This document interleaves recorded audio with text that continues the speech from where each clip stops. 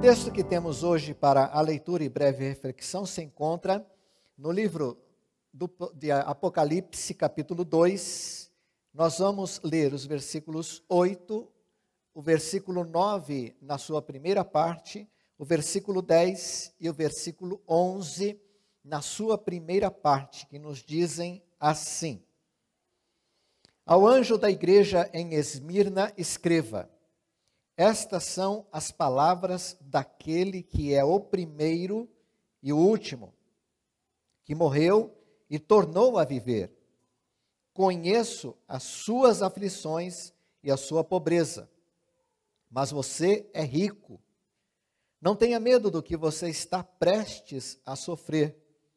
Saibam que o diabo lançará alguns de vocês na prisão para prová-los, e vocês sofrerão perseguição durante 10 dias. Seja fiel até a morte, e eu lhe darei a coroa da vida. Aquele que tem ouvidos, ouça o que o Espírito diz às igrejas. Ele, Jesus, é quem fala à sua igreja. Também é aquele que morreu e tornou a viver. Esse é o nosso segundo ponto. Desde o princípio do mundo, nunca houve alguém que tenha dito: dou a minha vida e a tomo de volta.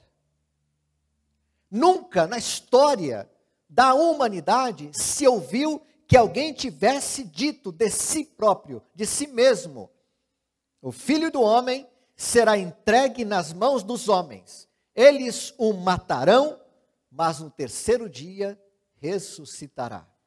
Nunca se ouviu de alguém, de um ser humano comum, de qualquer imperador que já tivesse passado por este mundo, rei, presidentes de grandes nações: eu sou aquele que vive, estive morto, mas agora estou vivo para todo sempre.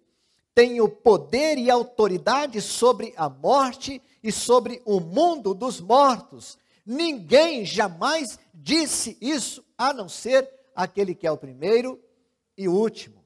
E ele continua dizendo: ouça o que o Espírito está dizendo à igreja: eis que cedo venho. Essas palavras nos mostram que a igreja não segue ou não serve a um mito. A igreja não segue ou serve uma lenda.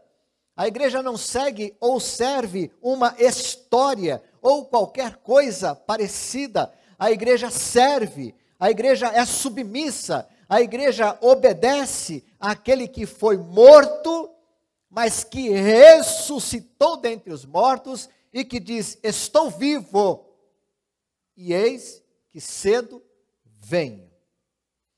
A igreja não serve uma sombra, a igreja serve aquele que vive.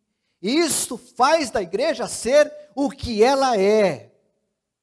O terceiro e último ponto tem como base as palavras de Jesus, que disse: conheço as suas aflições e a sua pobreza, mas você é rico, afirma o Senhor.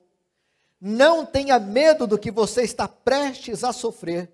Saibam que o diabo lançará alguns de vocês na prisão para prová-los, e vocês sofrerão perseguição durante 10 dias. O Senhor Jesus conhece a sua igreja. Duas questões muito interessantes aqui. O Senhor diz conhecer as aflições e a pobreza daquela igreja, e o Senhor diz com isto que conhece as nossas aflições e a nossa pobreza. Isso não é novidade, porquanto as aflições e a pobreza continuam fazendo parte da vida de muitas igrejas em nosso país e ao redor do mundo. Igrejas que não têm bancos. Ontem mesmo estava pesquisando e veio assim uma foto que ilustra muito bem isso.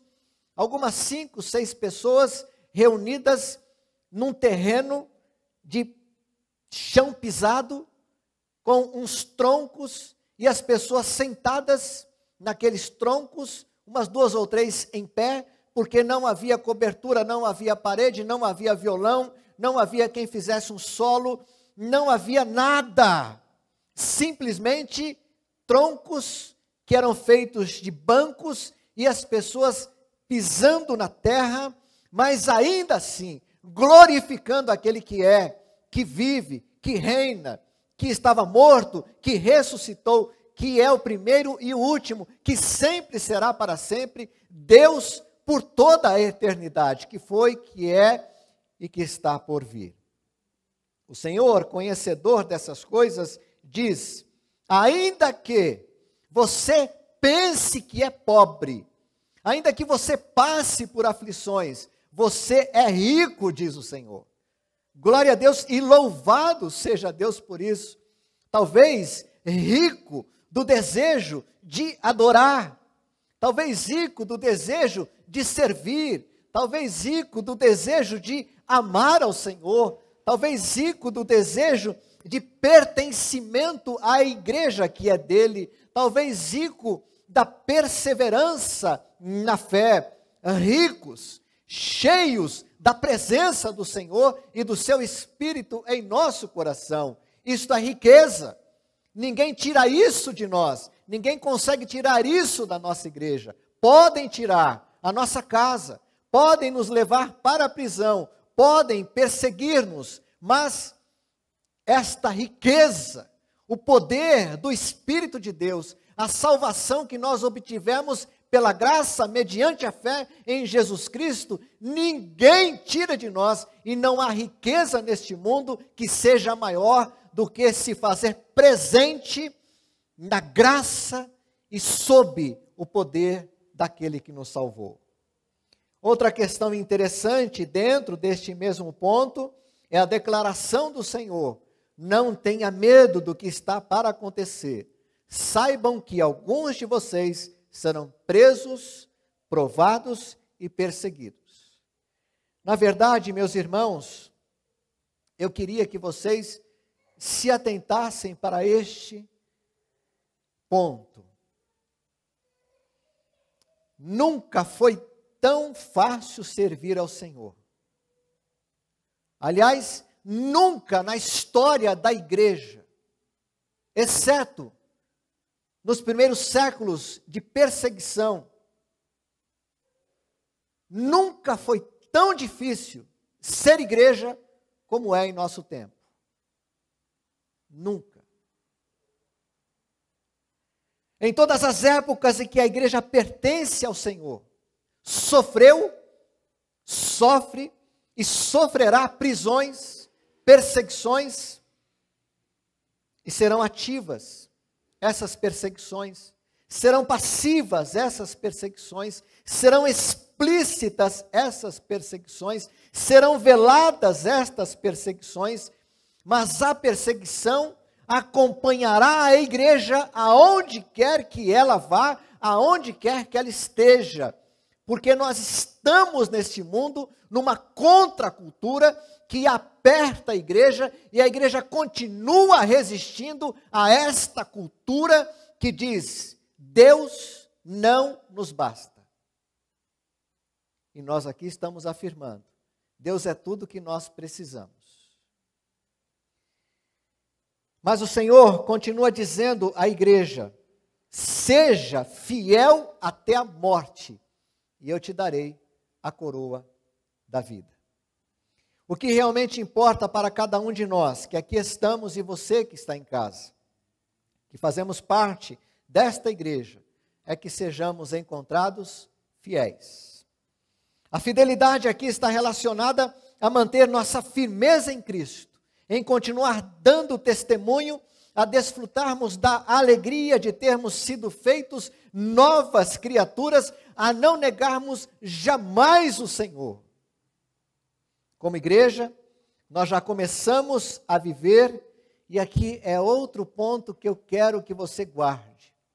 Como igreja, nós já começamos a viver um tempo de grandes dificuldades. Nos próximos anos, irmãos, você que nos assiste, nos próximos anos, a igreja provavelmente passará por momentos de extrema angústia, de extrema dificuldade. Nós já vemos isso na mídia.